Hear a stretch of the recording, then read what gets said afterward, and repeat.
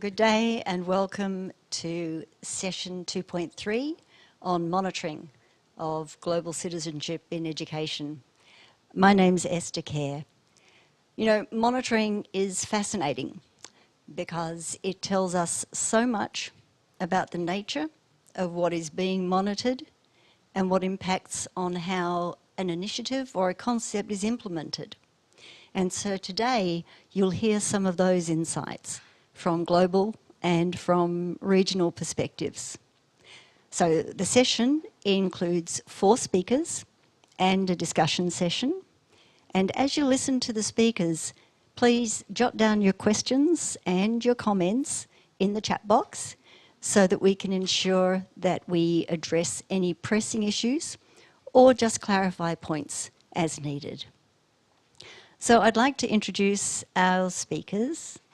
First of all, we'll have Dr. Roshan Bajracharya, and he is a Senior Regional Advisor for Asia and the Pacific in UNESCO Institute of Statistics, and he will be joining us online today. Dr. Bajracharya has been working with global, regional and national partners in strengthening country capacities in statistical systems, particularly education statistics, for the last, or more than, the last 12 years. He's contributed significantly to developing national SDG 4 monitoring and educational statistics frameworks by designing and implementing statistical programs and projects for the strengthening of the education data that we all collect. Dr. Bajracharya has also contributed to the development of a conceptual framework for monitoring SDG 4.7 and methodological development for measuring SDG 4.7.4 and 4.7.5. So it will be welcome to him. Our second speaker, also joining us online, unfortunately, is Ralph Carstens, and he's the Senior Research Advisor for the International Association for the Evaluation of Educational Achievement. Such a mouthful, but we mostly recognise that by saying IEA. And so with a background in primary and lower secondary teaching, Ralph Carstens has worked in international large-scale assessments in education for 2 decades. He's been covering aspects such as conceptual development, instrument design, survey methods, data analysis and communications, a really, really important part of the work that we all do. His experience with IEA studies includes TEDS-M and ICELS, and he's also collaborated with PIAC, LSCE, that's the MENA study, and ERSE.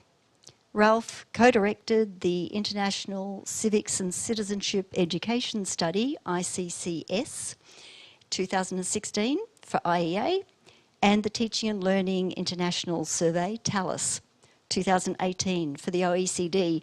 So I'm really sorry about all those acronyms, but of course you can have a look at his bio and deconstruct those. Then next we'll have Dr. Rachel Parker, who is sitting next to me today in Seoul, and she is a Senior Research Fellow in the Educational Monitoring and Research Division at the Australian Council for Educational Research. Rachel's contributed both in Australia and internationally on intercultural competence, global citizenship, and global learning pedagogy and practice. For the Southeast Asia Primary Learning Metrics Program, often known as CPLM, Rachel has led a team to design a global citizenship assessment framework for the ASEAN region, for CMEO and UNICEF, through analysis of the curricula of 9 ASEAN countries. And so that work has been undertaken within the context of how global learning fosters intercultural competence and, hopefully, reduces prejudice. And then last we have Professor Hwanbo Park, and he's an Associate Professor in the Department of Education at Chungnam National University in the Republic of Korea. and he will join us through a pre-recording. Dr. Park is the Director of the Centre for Global Citizenship Education at Chungnam. He has an expertise and a PhD in Sociology of Education from Seoul National University, and his research relates to educational policy evaluation with comparative and international perspectives. And he also has been engaged in the monitoring of implementation of GCED and its impact on students. And so for over 10 years, he's been engaged in educational development cooperation projects and research in developing countries. And he will be joined for the Q&A part of our work by Professor Joel. And he is a professor also sitting next to me here in the Department of Social Studies Education, College of Education at Sungshin Women's University in Korea.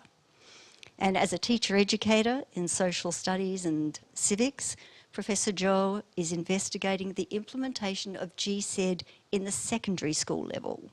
And so he's been focusing on empowerment of students as well as the competencies of teachers in local schools. He's been a researcher and curriculum developer in the revision project of the 2022 National Social Studies Curriculum in the Republic of Korea.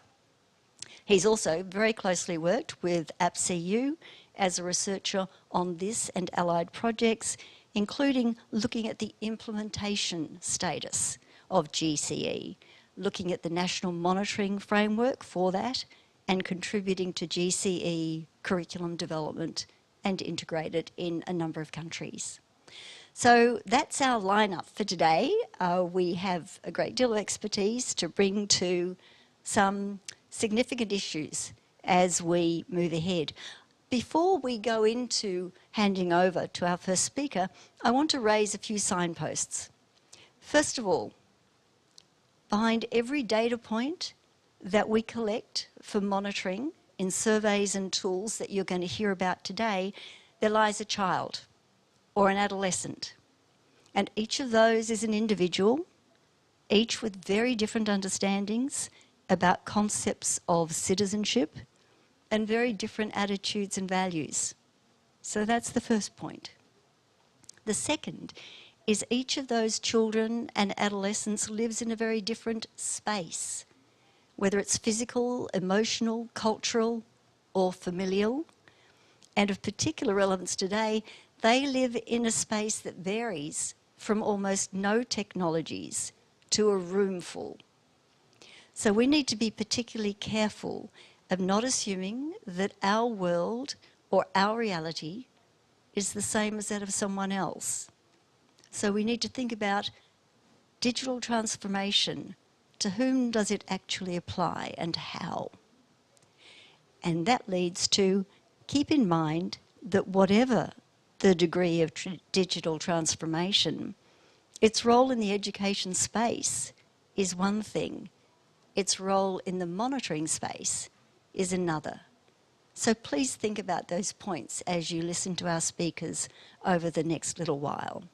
And with that, I'd like now to hand over to Dr. Baj Racharia. Roshan, over to you. Welcome.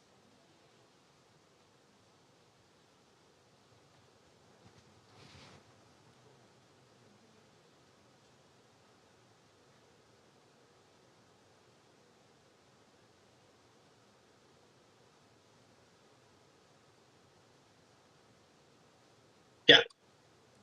Good morning, good afternoon, good evening, wherever you are from, you are sitting. So I think it's unfortunate that I couldn't join the meeting online in person.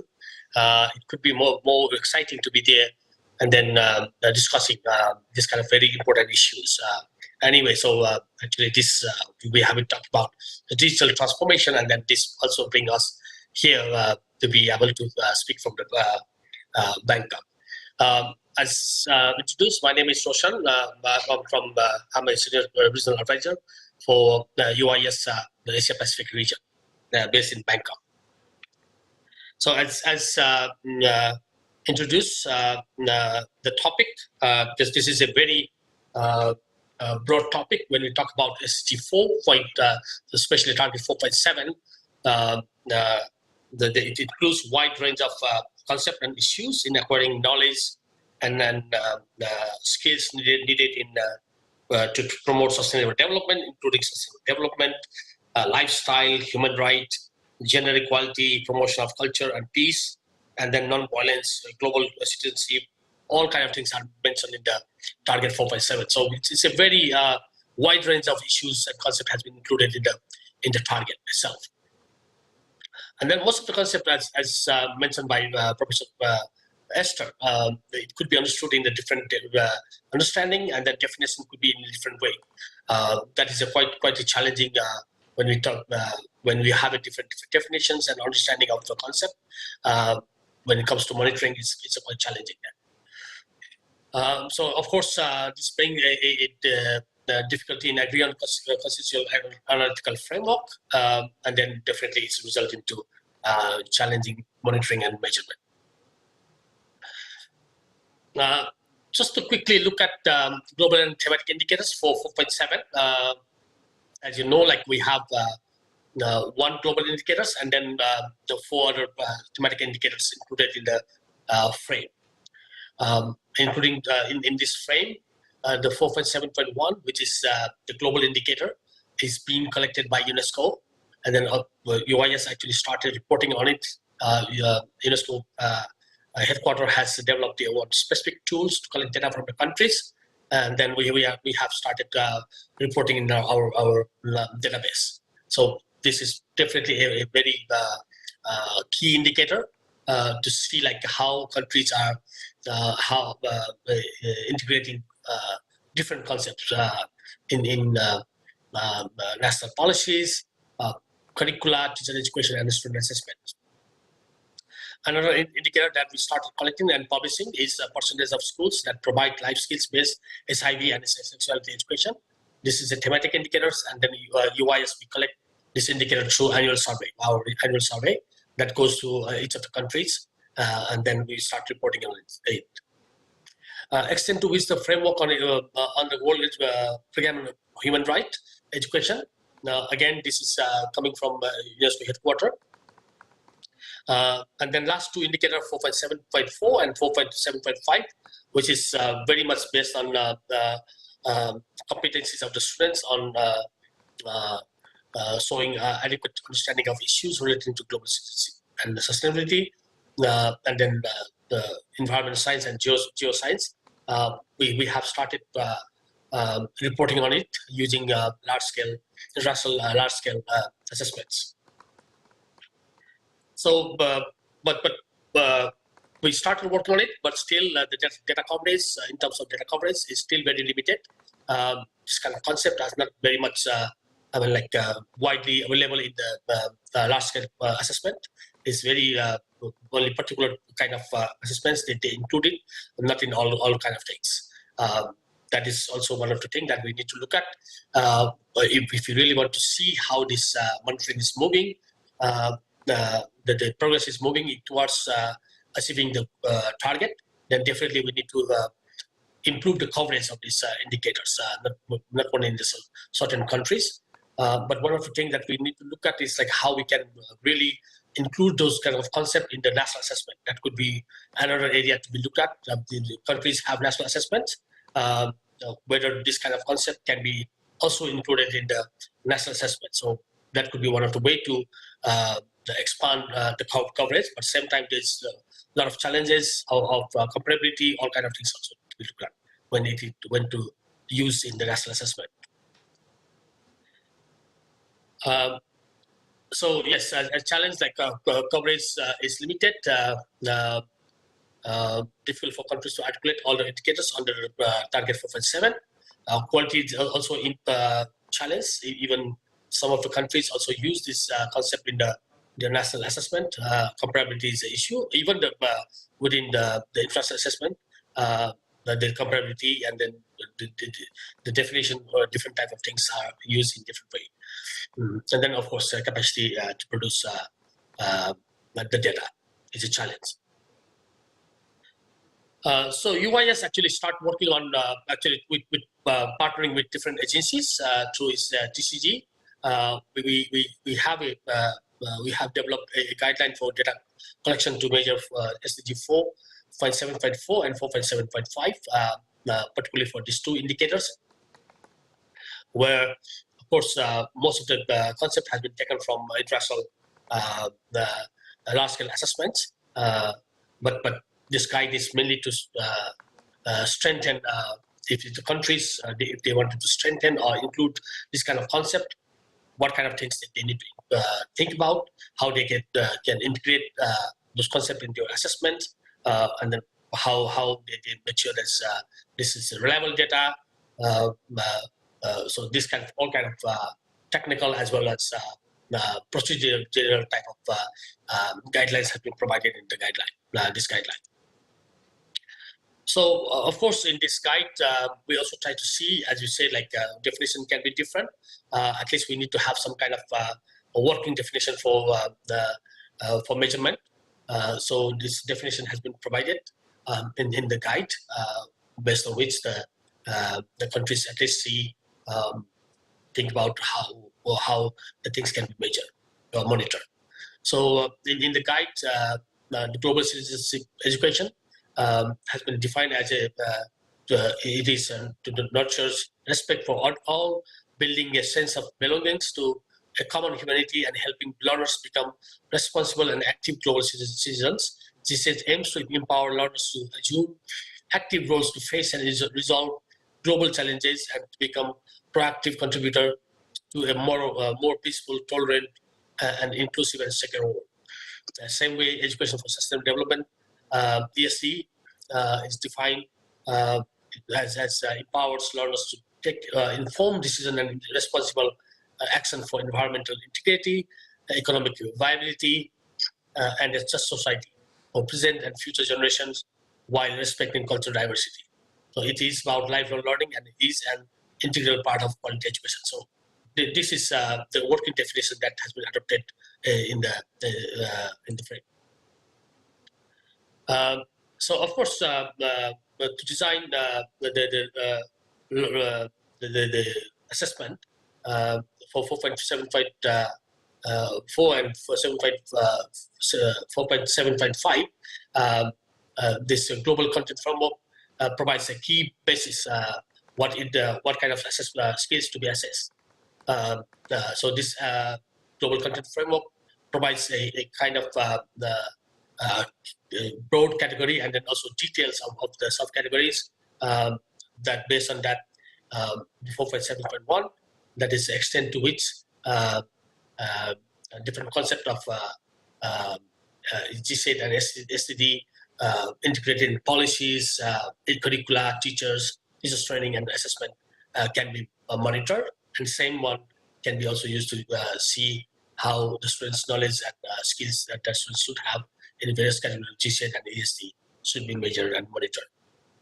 So this actually this is provide a very good framework with 1, 2, 3, 4, 5, 6, 7 categories, categorical areas, different concept and contents that need to be included.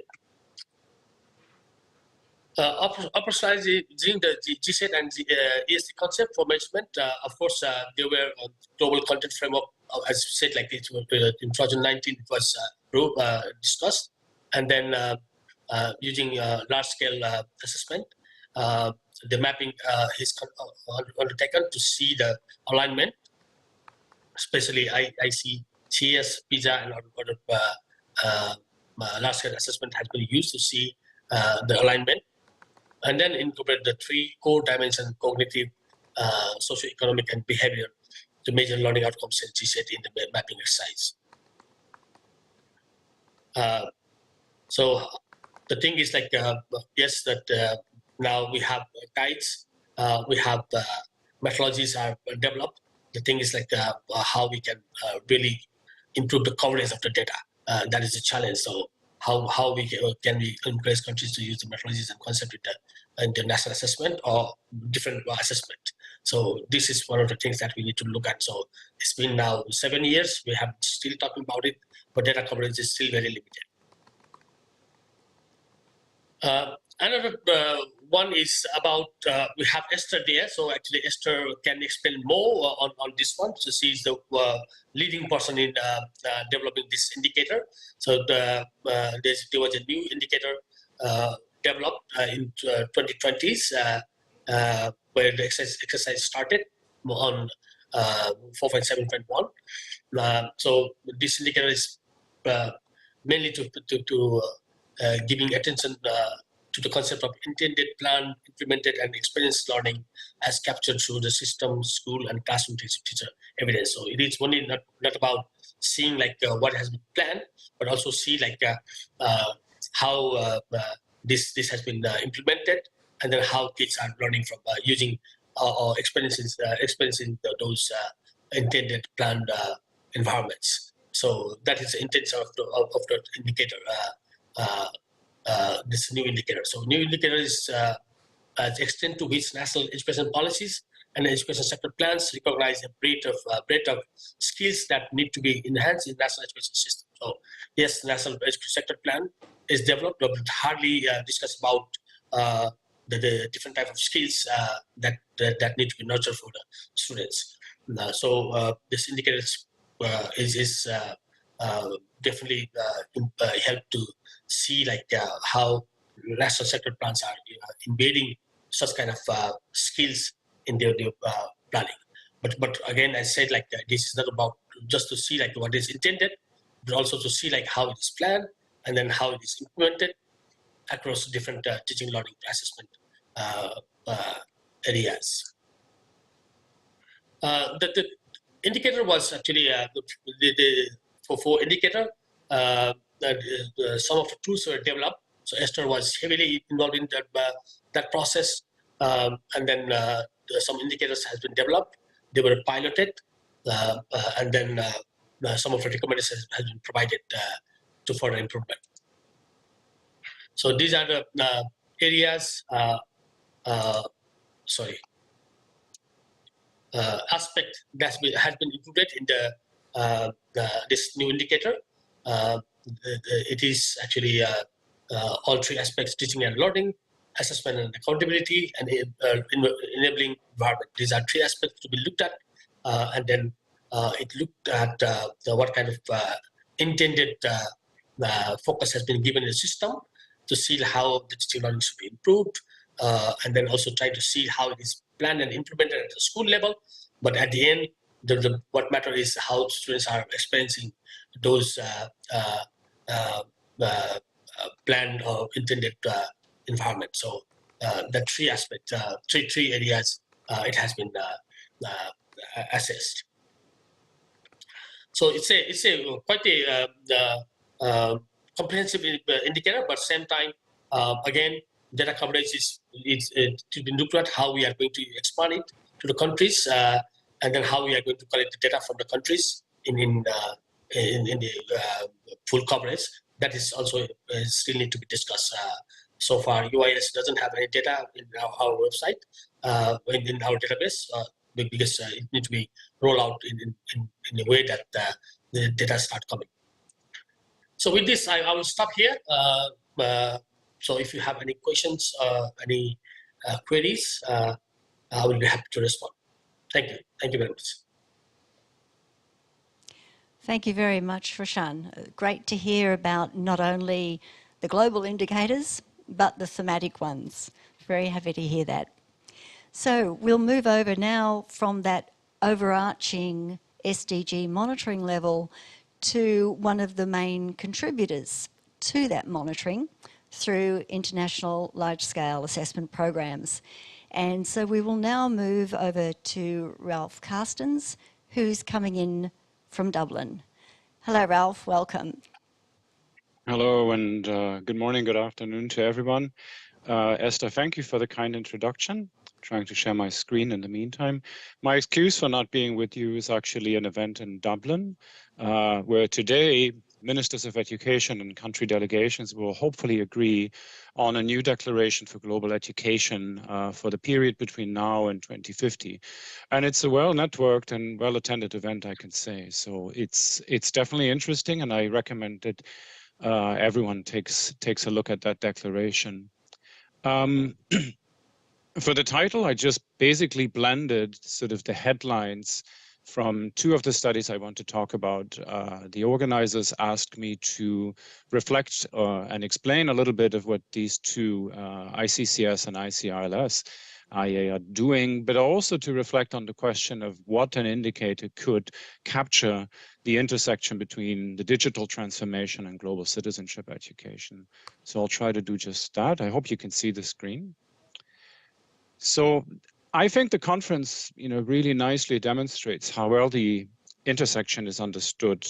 Looking at presentations yesterday I saw from Alton Grizzle or from Janice Richardson.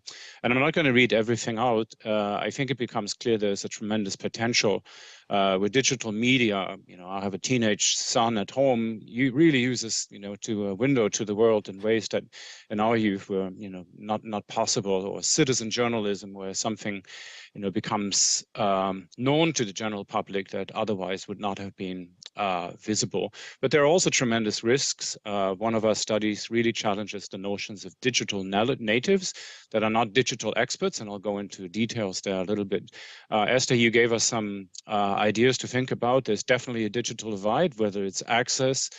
We had colleagues from Ukraine here yesterday reporting that with power outages, even the digital learning is off the menu.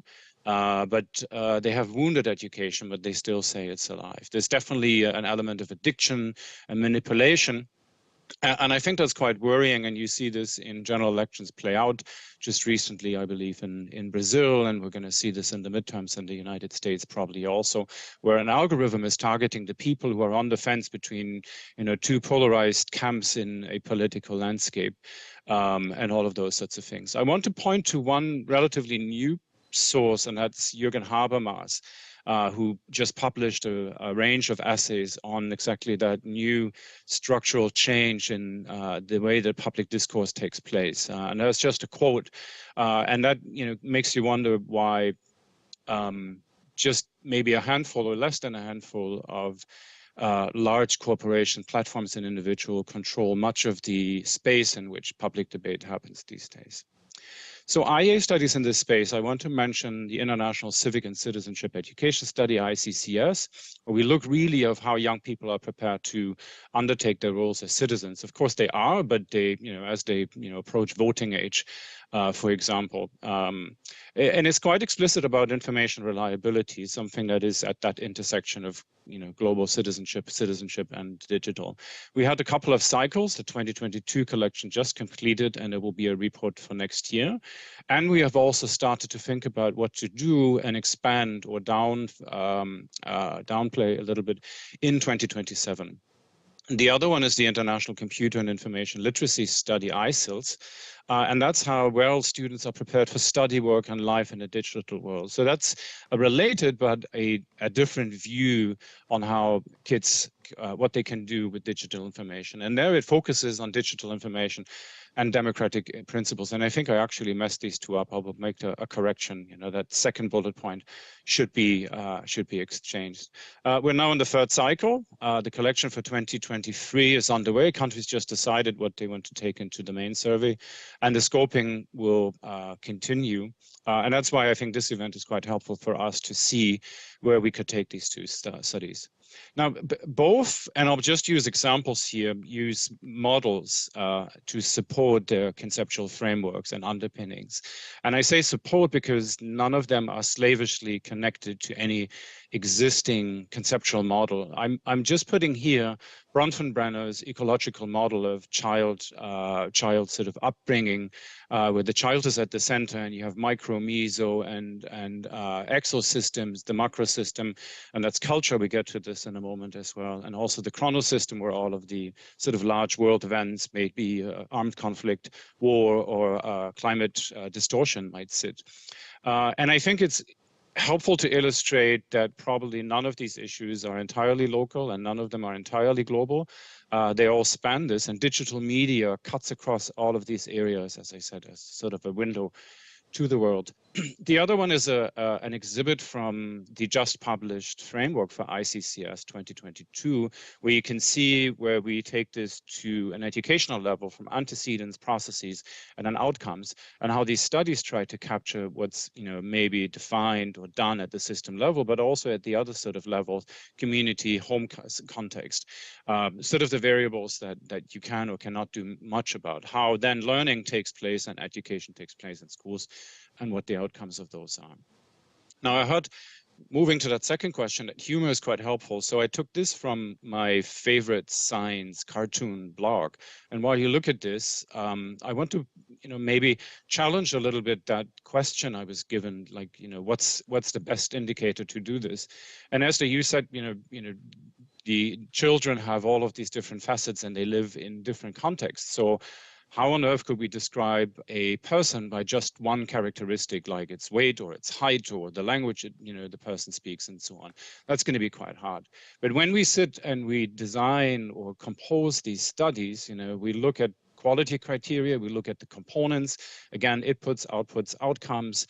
We look at dimensions. Do we want to focus on crystallized knowledge and understanding, or higher order thinking skills and perceptions, actual engagement and behaviors, or at least, what children intend to do?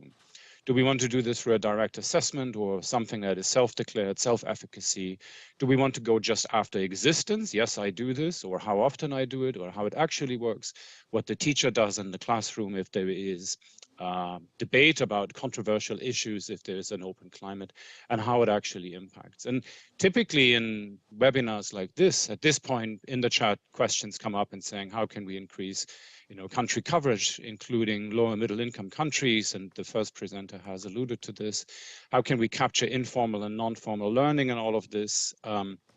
Which is, of course, we have to recognize that people's ability to understand information, to use tools, is not only something that they pick up in formal education. It's also something they pick up informally. They self-teach. They pick up with peers and in the family.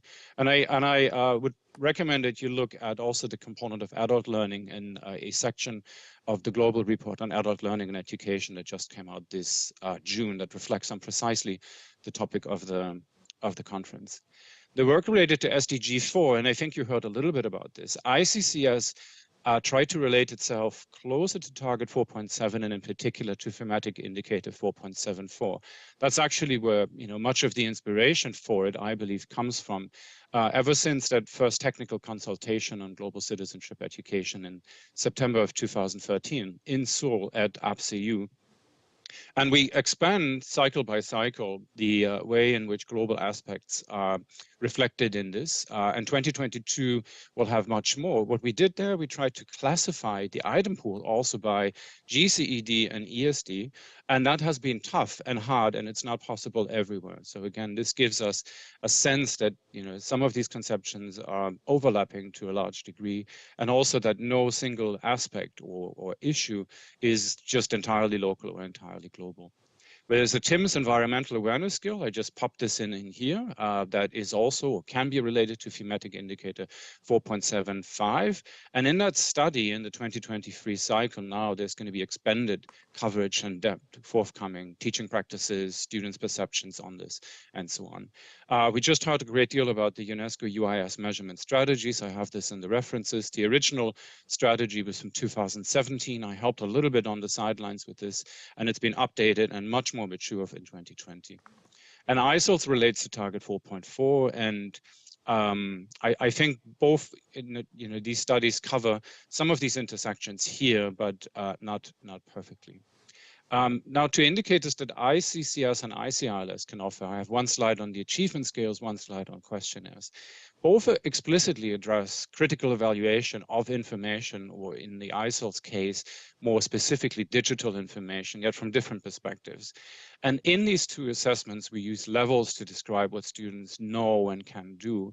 And for what we call critical digital literacy, It's otherwise maybe called media information literacy, as we heard yesterday. There are really two key points in ICELs. One is the transition between levels 2 and 3, where students are demonstrating what we call autonomy. And the other is level 3 and 4, and those show then clearer evidence of critical elements of digital literacy, as we describe students that quote unquote perform at that particular level. Just one statistic here, for example, there are really only 2% across the participating countries in ICELS 2008 that are at that highest level 4, where they execute control and evaluative judgment. And in some way, if you look at the agenda setting and aspirations of SDG 4.4, you would like all of them to be up there. And in some way, the way that the world works these days, it's quite necessary probably.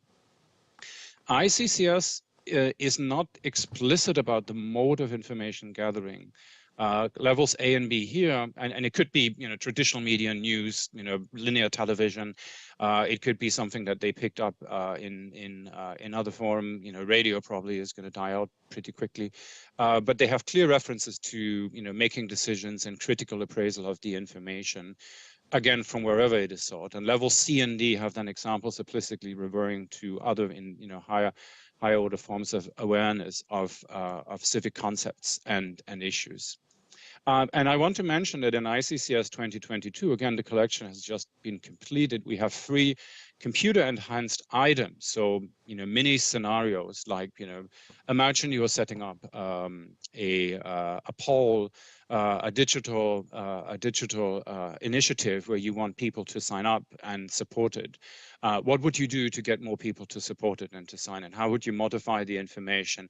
Would you stay on the side of giving factual information, or would you make it a little bit more dramatic so that more people would buy into the concept? So that's how we're exploring how kids actually could participate. Civic participation and engagement for them looks like in a digital environment. And we are not quite decided yet whether that is going to be a separate thematic report, if it's going to come out at the main report, but it's something that speaks directly to this conference theme.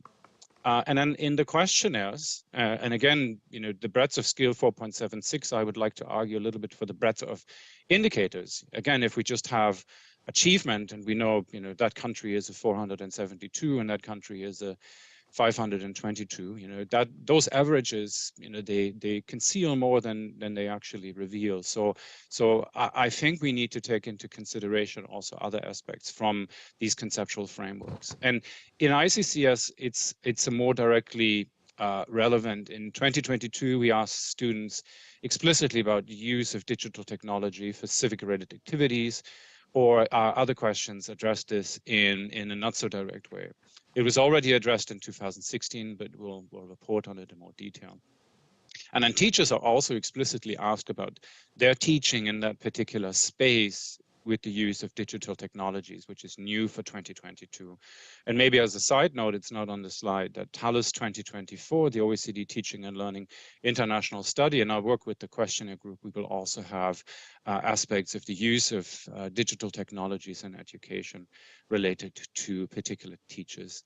In ICELS, the questions, because it's computer information literacy, it has a receptive strand and a productive strand to this. They cover a much broader range of digital activities and are less relevant to this explicit topic, and that's civics and citizenship issue at of global relevance. And the last pitch I would like to make here is also again arguing for breadth rather than maybe a single indicator, that's percentage or something like this. What we find, which I find remarkable, is routinely more variation within than across countries. So if you look at all of the average on any measure that is collected in these large-scale assessment, and you look at the same, how it's distributed by socioeconomic status, about region or gender within the country, we find routinely more variation within and across countries. And some groups of the population that you could clearly identify as being at risk of not being prepared in the best way. So I think it's equally interesting to look at schools, teachers, and students' profiles. What does an individual school do, or what do teachers do and students do, and how can we describe them rather than just distribution average, or again, any single indicator. Again, it's just width or height, or that is maybe falling short to describe the system in a comprehensive way. And I want to mention the composite models that, for example, Kennisnet for imbalance is used in the Netherlands to describe digital and ICT education.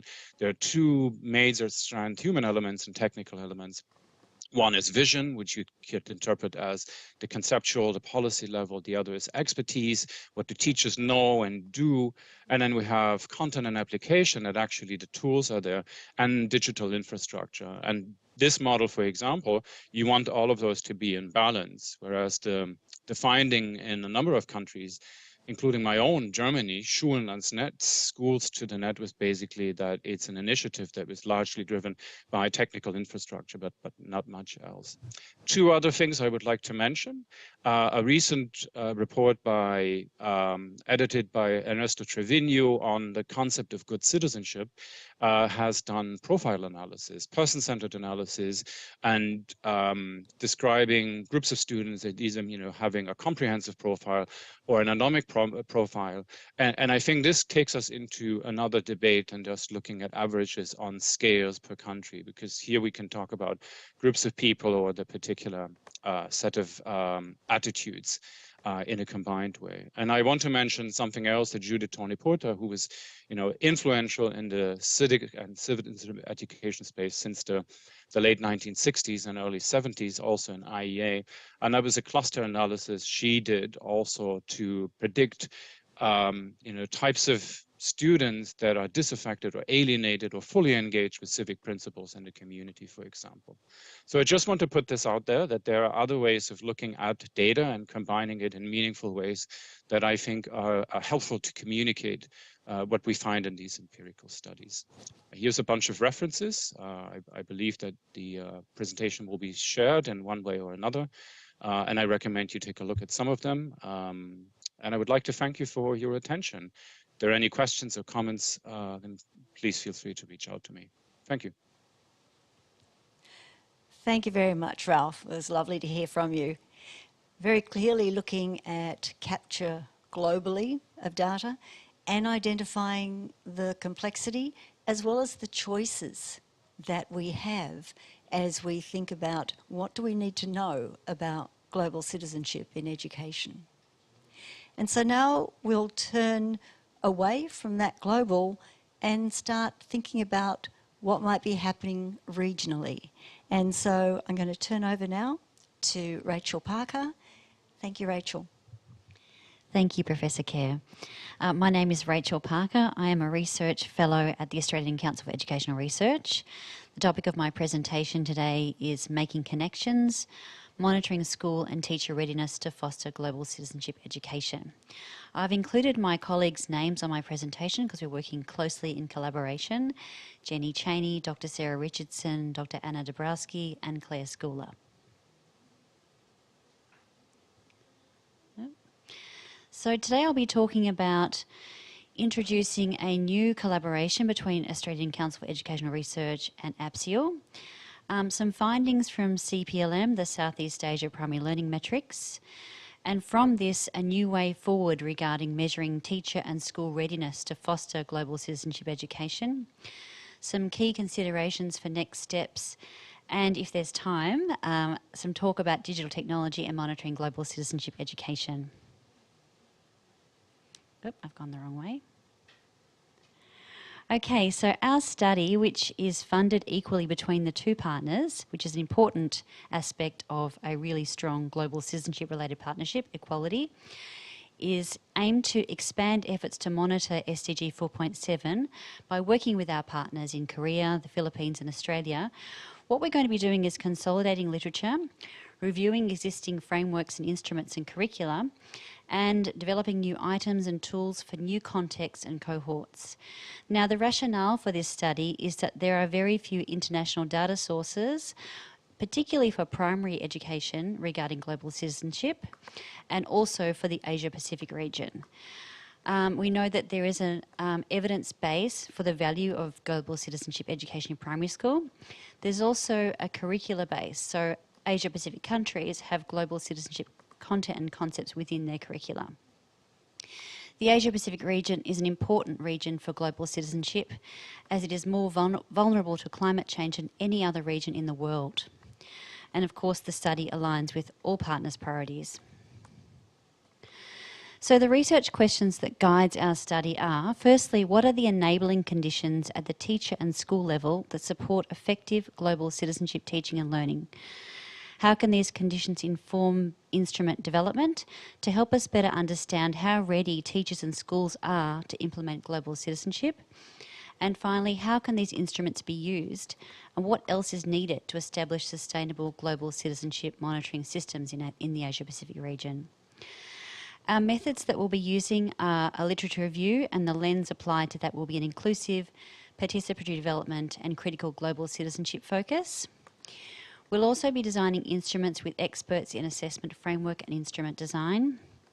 We'll be conducting a consultation process with our tri-country stakeholder organisations, and just for your understanding, our reporting and dissemination timeframe is around February 2023.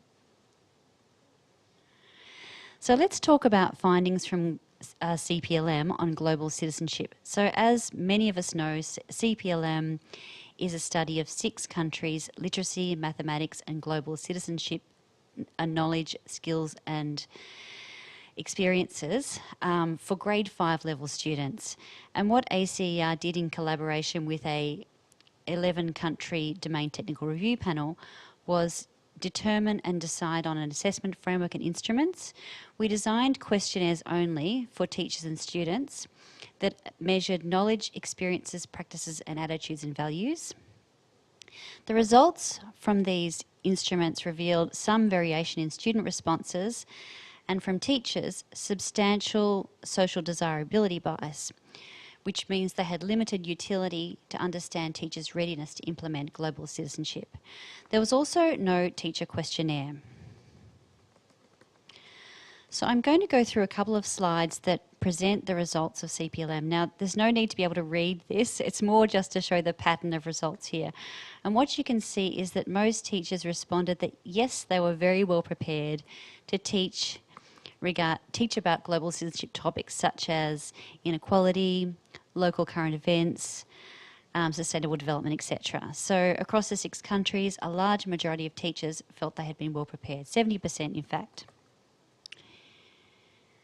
Also, when it comes to global citizenship skills and dispositions, you see the same pattern of results, that most teachers feel that all of these skills are very important when it comes to global citizenship education.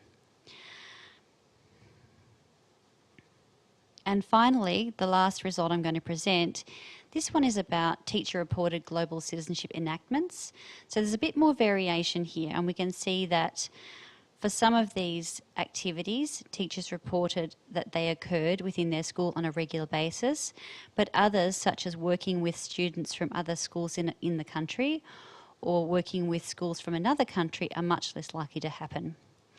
So this is interesting for us to build on, because what it's suggesting is perhaps that teachers who reported a great degree of preparedness or confidence or experience teaching these topics may have a different conceptualisation of what they are compared with us, or not. It's an important finding to take up and research further.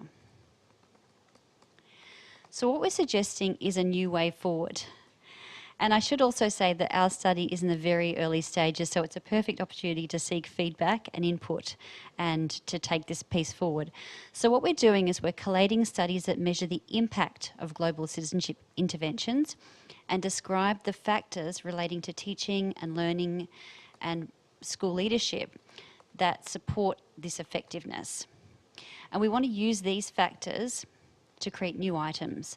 They're informed by what works in global citizenship education. So a shift in focus to what is done, known and valued, to how and why it is done, known and valued. And just picking up on a segue from something Ralph mentioned about a bit better understanding of what teachers and schools are doing, this is kind of where we're going with this. So here's an item from PISA 2018 Global Competence. Do the following statements reflect teachers' practices for multicultural learning in your school? So these items, in your school, students learn about the histories of diverse cultural groups that live in, say, Cambodia. It's quite easy for someone to say yes, yes, yes, yes, yes, but what we want to know is actually how and why and to what extent behaviours and values and attitudes and knowledge is impacted by this teaching and learning. So here's a very early piece of work that we're producing, which is a kind of, it's starting to become an evaluative framework for global citizenship education when it comes to teachers and school leaders' readiness. So I don't expect you to be able to see this, but I might just pick one.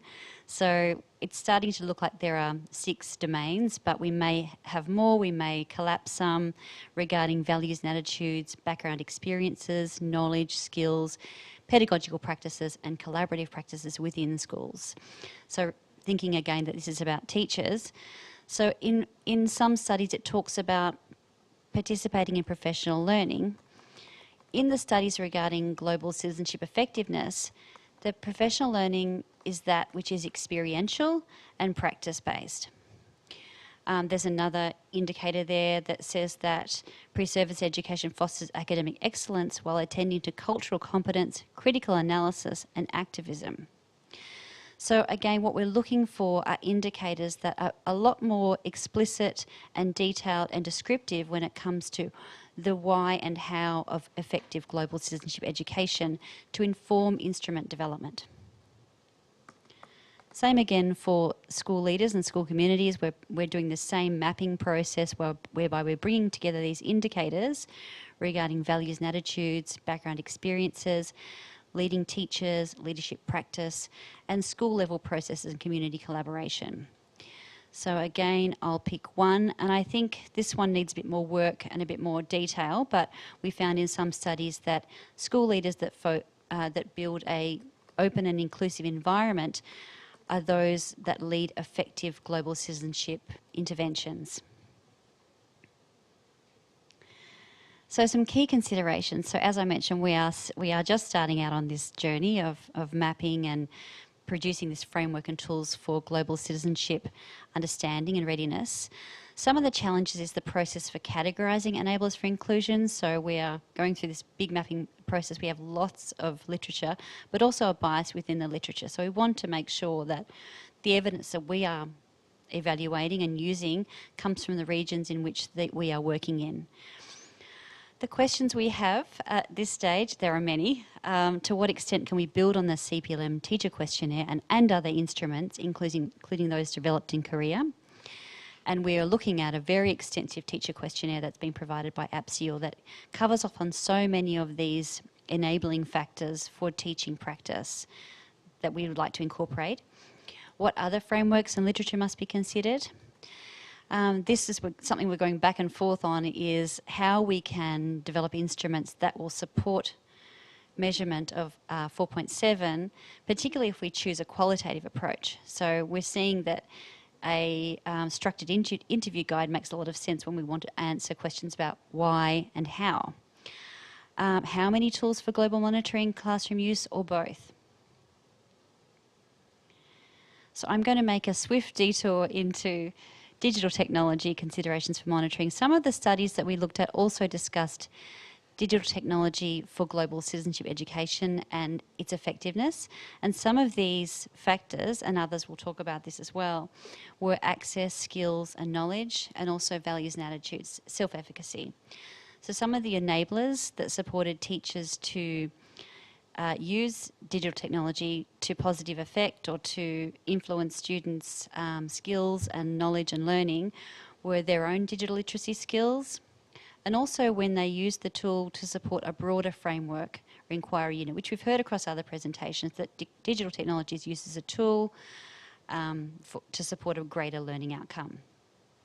And I've included here a photo that, it's a still from a TikTok actually that my daughter made regarding Korean food, to illustrate this point about our perceptions about children and their capacity when it comes to digital technology. So they certainly have some familiarity with lots of different apps and social media. But when it comes to going deep, this is where a teacher and teaching framework is so valuable. And it generally to illustrate this point that we need to move away from this pervasive view of global citizenship as flags, foods and festivals, because kids are already there. We need to go deeper and have a better understanding of those factors that support effective global citizenship education. Some of the challenges regarding technology, which have been talked about already, it's rapidly changing. There's some resistance by teachers. It can trivialise serious issues, and that's why there's the picture here. It can be unreliable. So we've seen this in another study I'm working on, which is analysing 90 classroom videos filmed in Ukraine, and we've seen teachers really get flustered and struggle with technology that's dropping in and out as they're trying to use it to facilitate classroom learning. And also the readiness of learners to use digital technology for the purpose we intend it, not for the superficial or the connection or other purposes that they're currently using it for. So thank you very much for listening. 매우 감사합니다. As I mentioned, we're in the early stages of our research and we welcome feedback. Thank you. Thank you very much, Rachel. It's interesting that as we move from the global to the international to the regional, we're becoming increasingly specific. And we're becoming specific about the what of monitoring. Yeah.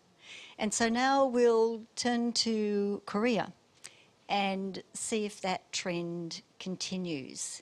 And so I'm going to welcome Professor Park through his pre-recording, while noting our attendance today of Professor Jo, who can contribute to the discussion. So now over to Professor Park. 안녕하세요. 전 충남대학교 교육학과의 Hello, my name 박한보 is 교수라고 Hanbo 합니다. Park. I am a 저는 충남대 professor 교육연구소 산하 at 세계시민교육센터장도 Chungnam 맡고 National University, 관련 and I 연구를 also 수행하고 serve as 있습니다. the director of the 우선 Center for 오늘 Global 세계시민교육 Citizenship 국제회의에 Education 초대받아 under the 발표할 수 있게 Education 되어 Research 대단히 Institute 기쁘고 of the same 영광스럽게 university, 생각합니다. and I conduct related research. 그러나 First of all, 한편으로는 I'm very happy 제가 and 현재 honored to be 미국 invited 조지 메이슨 to 대학에 present 1년 동안 today. 연수년 However, 토론을 on the 나와 other hand, I would 대학생 like to offer my 세계시민교육 역량에 apologies 관한 for not 연구를 being 수행 able 중에 to 있는 attend in 관계로 person, 회의장에 as I'm 직접 currently 참석하지 conducting 못하고 research on the 이렇게 global 영상으로 citizenship education 대신 competency of 인사드리게 된 점에 university students 대해서는 at the 정말 George Mason 송구스럽게 University in 생각합니다. the US as part of my 저는 한 one-year 사회에서 research 교육 year. 제도나 정책이 I'm interested in 어떻게 figuring out 등장하고 how 왜 an education 지금과 같은 system or 특징을 policy 갖추게 emerges in 되었는지를 a society 사회 구조화에 and why it 관계시해서 acquires 설명하는 certain 데 관심이 characteristics 있습니다. in relation to social 이러한 structure. 학문적 관심을 And based on 토대로 these 최근에는 academic interests, 세계시민교육에 I have 관한 recently become very 관심을 much interested 갖고 in 정책의 GCED 형성과 실행 그리고 and am 모니터링에 관한 conducting 연구를 research 수행 on 중에 policy 있습니다. formulation, implementation, 오늘은 and monitoring. 2022년에 Today, I would like to share the results of a study on the establishment of a monitoring system for GCED conducted with UNESCO APCU in 2022. I was joined by Om Jung-min of UNESCO APCU, Professor Cho Dae-un of Seongshin Women's University, Professor Park Kyung-hee of Usok University, and Professor Tae Won-seok of Gyeongin Educational University, and also Professor Kil Ye-ji. And I understand that one of my colleagues will be responding to questions during the discussion session. So this is an overview of my presentation.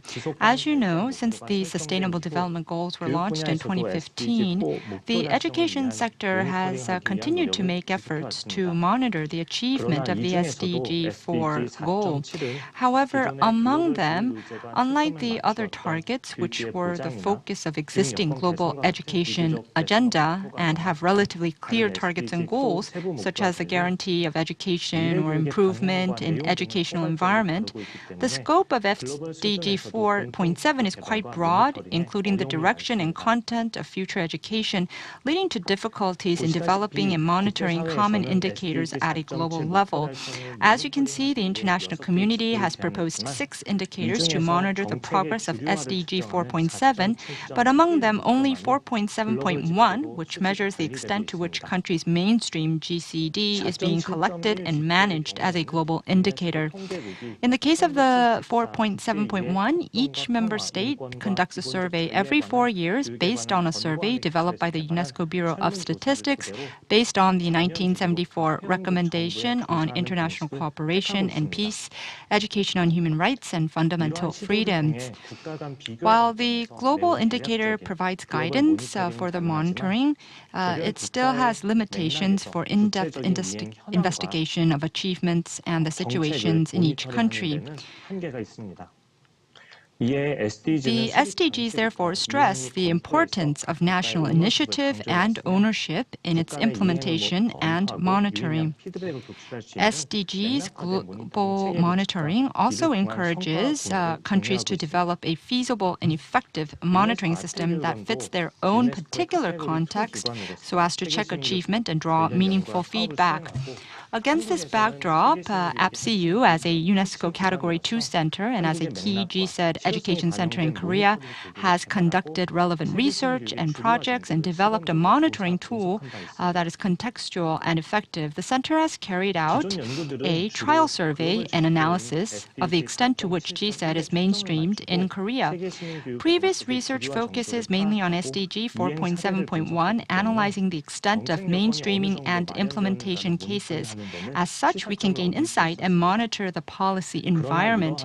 However, there are limitations in monitoring whether the policies brought change to the education field or whether they contributed to the goal of enhancing global citizenship among learners. As such, in this study, monitoring was based on the 6 thematic areas of GCED in continuum of existing research. But the focus of monitoring was placed on the learner's change and growth through GCED. We explored monitoring methods from 3 aspects: policy, teachers' GCED competency, and learners' global citizenship. To this end, we analyzed the extent to which GCED policies are mainstreamed in education, and we developed an instrument to investigate teachers' GCED competencies as well as the learners' global citizenship competencies, thereby proposing a more systematic GCED monitoring framework. First, the extent to which GCED was mainstreamed was analyzed by analyzing the GCED-related organizations and ratio of GCED-related policy initiatives. We collected and analyzed data on the organizational structure and 2020 work plans of 17 metropolitan and provincial education offices. According to the results, the percentage of staff in charge of GCED accounted for roughly 5%, and in some regions, there were departments or agencies dedicated to GCED. Next, in 2022, GCED-related policy projects accounted for roughly 10%, which is a rise compared to the previous year. The drop from 2019 to 2020 seems to be attributed to a change in the conceptual framework. As for 2021, it was likely impacted by the COVID-19 pandemic. Next, the ratio of GCED policy initiatives as well as trends differed by region. Next, by the 6 thematic areas of GCED, sustainable development projects accounted for the most with 28.4%, followed by global citizenship, gender equality, cultural diversity, and peace. Now I would like to touch upon the development of an instrument for teachers' GCED competency. As you know, teachers play a critical role in developing and disseminating GCED. Teachers' lack of capacity is oftentimes considered a major barrier in the mainstreaming of GCED. In Korea, diverse efforts are made to enhance the capacity of teachers, including training, research associations, and the publication of related materials. However, more research is necessary to understand the specific impact of these efforts and to define teachers' GCED competency and ways to monitor and measure it. As such, in this study, we define the components of teachers' GCED competency as the ability to continuously cooperate and learn, as well as comprise and implement GCED curricula based on knowledge of and attitude toward GCED. And we developed items to monitor these components. Specifically, 24 questions were developed asking the teacher's self-efficacy in 8 sub-areas, including GCED knowledge and attitude, curriculum organization, lesson planning, execution, evaluation, management of cooperation networks, and learning practice/implementation.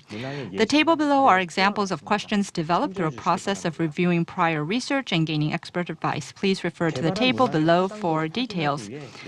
To check the validity of the questions, we carried out an online survey of 359 elementary and secondary teachers with the cooperation of 15 metropolitan and provincial education offices. An analysis of the results show all items measures the concepts intended in a reasonable and reliable manner. Although it is a preliminary survey result, if you look at the global citizenship education competency level of Korean teachers, the overall level is quite high. In particular, the awareness of the importance of GCED was found to be very high. On the other hand, teachers show relatively low levels when it comes to curriculum organization and learning implementation. Next, we conceptualized a learner's GCED competency from a competency standpoint as one that can be changed through learning of the 7 GCED thematic areas, namely global citizenship, gender equality, peace, human rights, cultural diversity, sustainable development, and media literacy. And we developed a conceptual instrument as well as 2 other types of instruments. The first type sets to measure cognitive and behavioral competencies. The premise was that the process was circular. A learner's cognitive and behavioral competency changes upon a complex interaction between knowledge and attitude triggered by learning of the 7 thematic areas. The behavioral competency then enforces and impacts the learner's attitude and knowledge. We developed the following set of items based on Bloom's taxonomy of remember, understand, apply, analyze, evaluate, and create. For the first type, we developed 42 questions, which includes 6 question items on cognitive and behavioral competency in the 7 thematic areas. Each question item was measured on a 5-point Likert scale. Here below is an example of some of the questions. Type 2 consists of 5 sentences with a hierarchical structure. Please refer to the table for an example of these specific questions. To check the validity of the questions, we carried out an online survey of 405 middle school students with the cooperation of leading teachers of GCED of the 15 metropolitan and provincial education offices. According to the analysis results, it was confirmed that all items of Type 1 and Type 2 reliably measure learners' global citizenship competency and can be used appropriately for the purpose of monitoring global citizenship education performance.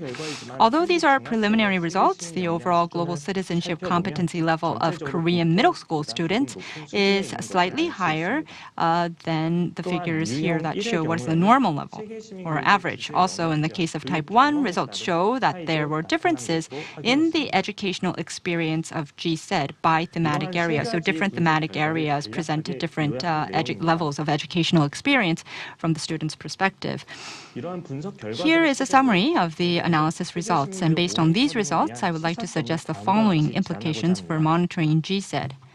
First, in order to more effectively monitor implementation efforts in Korea and to utilize these monitoring results, we must establish an institutional basis for GCED monitoring. Currently, it is possible to objectively investigate and analyze the mainstreaming of GCED policies from an outsider's point of view, but there is difficulty in regular and continuous monitoring.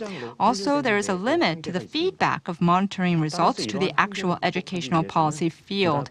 Therefore, in order to overcome these limitations, it is necessary to prepare a legal basis for the promotion of global citizenship education from a more macroscopic point of view, or we have to at least build an institutional foundation, such as a plan to activate global citizenship education at the central government level.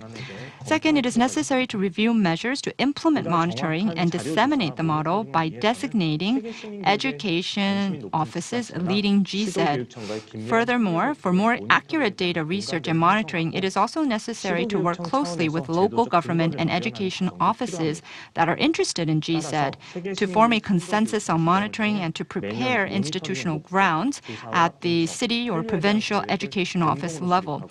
Therefore, it is necessary to designate a leading GCED education office, thereby jointly establishing a yearly plan for the purpose of monitoring, investigation, analysis, and feedback. We could also review strategies to gradually spread the monitoring results to other offices of education. Third, it is necessary to further promote the use of monitoring result indicators and results. The data collected for domestic monitoring serves not only as basic data to understand the implementation status, but can also be used as a basis for improving systemic citizenship education policies and program implementation. Therefore, in order to monitor the implementation of GCED on a regular basis, above all, it is necessary to analyze the survey data in various ways and to actively give the results back to central and local governments, metropolitan and provincial offices of education, as well as schools. Fourth, it is necessary to increase the reliability and utilization of the survey by linking the indicators and measurement tools with other surveys nationwide. The items developed in this study to monitor the educational process and performance, such as teachers' competency and learners' competency, must be regularly collected and managed through a specialized research institution. This will also contribute to revitalizing various studies as well as discussions on GCED in Korea. Lastly, we must continuously revise and improve GCED monitoring. Global citizenship education is being interpreted in various ways depending on the country's implementing agent, and the contents and practices are also being diversified. In addition, amid the shock and rapid social change caused by COVID-19, the values pursued by GCED and the competencies required of learners are also changing. Therefore, in the future, it is necessary to review and revise the index system and conceptual framework for monitoring GCED, and we must also continue to develop new indicators taking into account the changed educational landscape. This concludes my presentation. I would like to thank you all for your attention. I hope that these various discussions, including the research on establishing a monitoring system, will help establish and spread global citizenship education across the world. Thank you. Right. Thank you very much to Professor Park for that review of the local process, which I think highlights one very real issue, and that is this issue of global versus local. And we will come back to that. It's the matter of contextualization, and that's increasingly appearing in the fields of aid and development, monitoring and evaluation, and of course in curriculum development. And that's happening very obviously in Asia and in Africa, and I imagine elsewhere. And so we will come back to that particular issue in a moment. In the meantime, we'll move to a couple of comments in the chat. And the first item we'll put over to you, Ralph. So I hope the sun is starting to shine in Dublin. And I'll read out this to you. So the question is, as we know, there was an Asian version of ICCS to reflect the regional and the national contexts. Are you able to share how that went? Are you aware of what the challenges were, and do you have any perspectives on this that would be useful to our followers? Thank you. Certainly. Yes, the sun is coming up. I don't know if we're going to see it today, but at least there's light behind this curtain. The regional modules in ICCS are something that I believe are quite unique to that particular study. At least I'm not aware of similar extensions elsewhere. There's been one in Europe that countries decided and deliberated on what aspects to include, one in Latin America and one in Asia. And I think it was a really useful and productive idea. But in the execution and in deciding what should be on this, aspects such as those, as also Aaron Benavo in his work with APSEU, and Esther, you're quite aware of this work, the feasibility study on GCED monitoring and evaluation, and the different notions that exist within Asia. And it's not a monolithic entity. Neither is Europe or North America or Latin America have shown. So in my recollection, I wasn't intimately involved in that. I think there was at least a struggle to agree on what the interpretation of the information should be. We're absolutely open to try again. At the moment, the regional module in Asia is simply not obtainable given country uptake. We simply have too few to make this into an interesting report. But we did encourage the countries that collected data in 2016 to collaborate, to work together, and to organize regional events that discuss the data and contextualize it. And I'm really glad that you mentioned this sort of axis and this continuum between the local and the global. You know, if the only thing that survives from that topic is a single number in that larger orchestra of UN indicators and data, then of course we lose almost all of the context. And I think that's why it's so critically important that local researchers take a look at the data, contribute and partake in developing its framework, so also that the interpretation is localized and embedded in the needs and target setting and curricula that exist locally. Thanks very much, Ralph. I'd like to turn now to another question, and it's been directed to Roshan. And the question is, could you please share more in detail about the SDG 4.7.6 thematic indicator, especially any future plans and timeline? Yeah, I think Esther, you know better than I do, because you are the one who was leading it. So I think the thing is, like I just said, like the piloting has been done for the tools. Tools are there now, so probably some of the modification, and then it can be ready. But thing is, like how to now.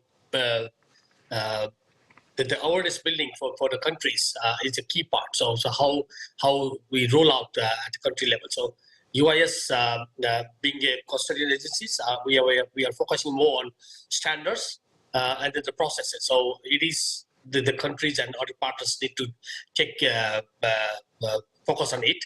So, but again, I would say, like the sector planning is quite a heavy exercise in the country level. So. And I think that is the time that maybe we can discuss with the country. So actually, the UNESCO is very much heavily involved in sector planning processes. So some of the areas where we might need to discuss with the colleagues in UNESCO and the UNICEF as well, who have been heavily involved in sector planning, its review processes, and then for assessment of this sector planning. Probably that could be the way to go ahead with the 7.6 to roll out in real sense. So as I said, like we can provide the framework and then standards, but the things need to be done at the country level and then partners together with partners. So we don't have clear timeline, but the advocacy with the discussion is going on with the different partners in that way. Thank you.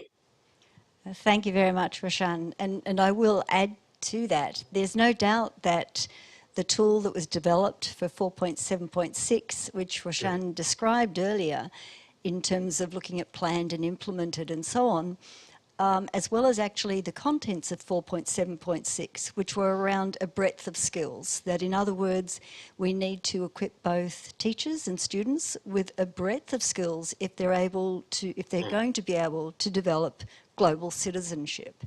And so it was clear from the pilot, which was administered under pandemic conditions, that in fact a tool or a survey tool like that can be used both in a digital transformation world as well as a on-the-ground world. And so I think it has great potential for use at the ground level to inform local perspectives. And that's one that I think we'll come back to again, because it informs this issue of global versus local. And that's incredibly important. And so, speaking of local then, we'll come to the most local we have here, which is, of course, Korea. So perhaps, Professor Joe, you can talk a little bit about whether the framework that has already been developed for the Korean work is sufficient, whether you need to do more with that. Where is it going to go? Okay. I am part of the Professor Park research team, so if you allow, I'd like to answer to that question on behalf of Professor Park. The monitoring tool developed this year consists of 3 parts. The first part is about to analyze the mainstreaming of the GCE policies. The second part is about student competencies on GCE. And the third part is teachers' competencies on GCE. And I think the analysis of the first part is to analyze the annual business plan submitted by the local education offices from 17 municipal and provincial offices. And that analytic framework is very applicable to other countries' situation. But in terms of the student competencies and teacher competencies, mostly, I think most of the survey questions or tools are applicable to other countries, but some of them should be modified because, for example, we talked about the existence of national curricula. And we talked about the specific areas of extracurricular activities incorporated into the existing curriculum. So those things are not actually present in other countries. So I think that some of them should be modified or contextualized to use the Korean framework in other countries' situations. It's interesting. I think that's a real opener into your work, Rachel. And so if you're thinking about different, whether it's a measurement framework or whether it's an evaluation framework, that you've been working on one at the regional level. And so again, it goes to this matter of what is the transferability in these? Absolutely. It's a tough one. That's what we're struggling with. I think, we're looking at a range of different tools, and of course we want to be as loyal as possible to our cohort and our context, looking at, we're working with and developing systems and tools for grade 5 or upper primary level students. So we want to gather evidence that relate to that cohort, teachers of that in those spaces, and schools who teach, primary schools. So I think from a research point of view, it's really important to look at studies and look at evidence that has been used in that context. And, I'm very interested to see the English versions of the tools that are used in Korea. I'd really love to see the teacher-reported competencies and the student-reported competencies and see whether there is alignment with our emerging framework. Lovely. And there has been another question which we'll go to before we go to suggestions, which does CPLM have any specific questions on the digital citizenship aspect? Can you talk on that? I'm not aware that it does, but I can take it on notice and ask my colleagues. I just did look at the 2024 round and it doesn't appear to have a digital citizenship component, but I can ask if there are plans to do so in the future. Lovely, thank you. Which, of course, goes precisely to this issue of the degree to which the education transformation, digital transformation, might have not only on the teaching and learning around global citizenship, but the monitoring of global citizenship. And so on that note, I want to go to a final point and ask all of the panellists about their main suggestions for a way forward. And there are, I imagine, many, many ways forward. So if you can just think through just one point maybe that you think is seminal for us to think not only about global citizenship education generally, but what is the impact of an education transformation, a digital transformation? How do we put these things together? And so, first of all, I'll just stay with the sequence that we have. So, Roshan, do you have some thoughts and some words of wisdom? Yeah, I think, yes, the data plays a key role in decision making for sure. And then there's a lot of data demand in different areas, so especially in education. But at the same time, we are still struggling the big data gaps in different areas. So probably without having a good quality data on different areas, whatever areas we take, especially in the areas of this GCED and then digital literacy, we are facing big data gaps. Even we don't know what is the situation. So without having that lack of understanding, so it's difficult to ask or advocate for the making policies, and then also asking for planning and policies, even for asking for the countries to ask for the investment.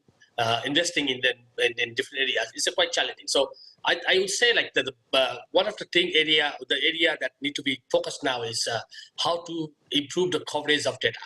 And then definitely, as Ralph mentioned, it is not only about global level to see like the global data can show something, but it is at the national level or local level that data need to be there, so that the discussions could be very evidence-based, and then that could lead to some kind of solid decisions. So I think now with the coming into this transformation education, where the focus is given to digital transformation, also in the greening schooling. These are two areas where people are talking, and then now the indicators are also discussing over there. So probably these are the two areas where discussion is also talking about to benchmark at national level. So how much the countries want to achieve that one. So having this kind of benchmark could help countries to see like where the countries are moving, and then based on that, some kind of like policies plan can be developed. So I would say like this kind of combination of data, relevant data collected, and then used for planning and policies. But it should be at national level, and then building to the building the capacities of countries would be the way forward. Thank you. Thank you very much. And I noticed you did actually allude to one of the big issues, which we haven't spoken about, and that is that all of this monitoring costs money. And, you know, we blissfully disregard the fact that funding is needed, but it is, and that makes it very difficult for some countries to engage in monitoring or development of the tools for monitoring. So over to you, Ralph. Can you give us a thought? Yeah, maybe or two. I think, as you know, the social spaces and the fabric of the ways that people interact with one another evolve, and much of it into the digital space. I believe that, and the technologies that are used, like online campaigns and so on, are evolving. I believe that the measurement will have to follow and trail this to remain relevant and valid and reliable. Take the case of ICRLS, it's computer information literacy, and you wouldn't find a way to emulate such an assessment on paper. We actually have receptive and productive strands with digital information and using a computer. There are no options. Take the case of our civic and citizenship education study, where we typically use, descriptions, short vignettes, images, and we ask kids on paper, how do you react to this? Now, much of this has been taken to the computer. So the entire space for the last 10 to 15 years has been transformed to computer-based assessment. But the jury is still out of what that means for those that may not have the familiarity as much, because they're not using it on everyday basis. Now, clearly, these days, more people do because of the pandemic and its long reach. But that's really of how to design an assessment that is inclusive and isn't cementing or poses an obstacle to monitoring, particularly at the level of students.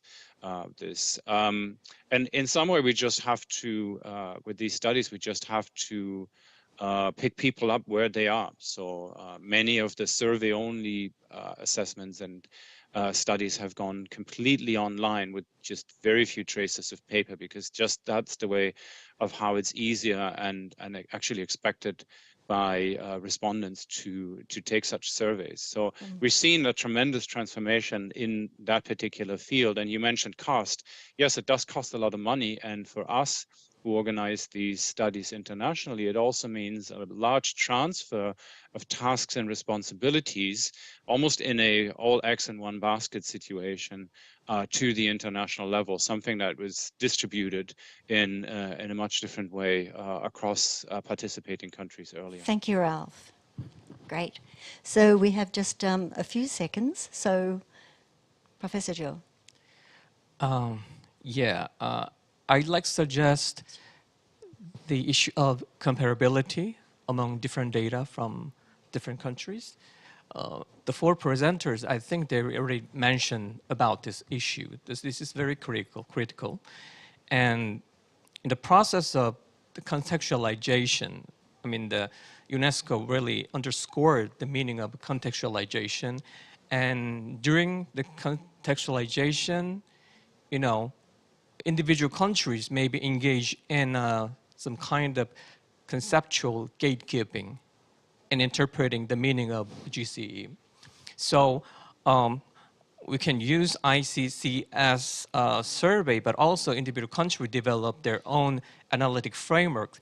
And when you consolidate the data from different countries, then there will be an issue of comparability, because we do not have kind of coherent, agreed upon framework to analyze the status of implementation of GCE. So I think that will be a big challenge in the future. Thank you. And Rachel, the last word from you. I think, I guess to sum this up, we really need to understand the complexity of the idea. The global citizenship, or global citizenship education, is about fostering global citizens, understanding the interconnectedness of all life on the planet, and the attitudes and values to make the world a more safer and just place. That's no mean feat, and that complexity needs to be reflected in pedagogies and assessment.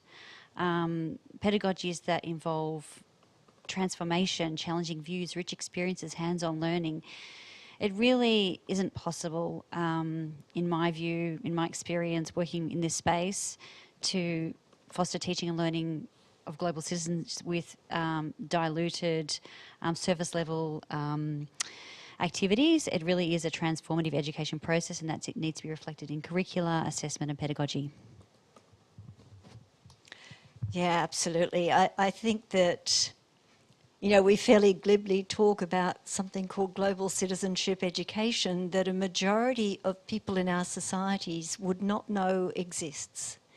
And it may be seen by many traditionalists as yet another fad that goes by. We've seen that one fad, which was 21st century skills, didn't go by. it's increasingly implemented and integrated into education. And that's exactly what's happening here with global citizenship. If we think also about education for sustainable development, the concerns about climate change and the rest, obviously a construct such as global citizenship has a huge amount of responsibility to bear to help us and to help our children navigate a better world. So thank you to our speakers, both here and elsewhere. Thank you, all of you. And on that, we will close for the day. Oh, no, we won't. Sorry. We're not closing for the day. We're closing this session for the day. And we will be returning for the last session of the day, which is a panel. And that panel will be bringing together these 3 different concurrent sessions that have been running. And so I think it's a really great opportunity for you to hear not only about this monitoring aspect, but about the policy and the advocacy aspect, about the pedagogy and learning aspects. So please do join us at 17:30 Seoul time, 9:30 Paris time, so that we can draw together these 3 strands from today. So thank you all again, and we'll see you in a short while. Thank you. Thank you very much. Thank you.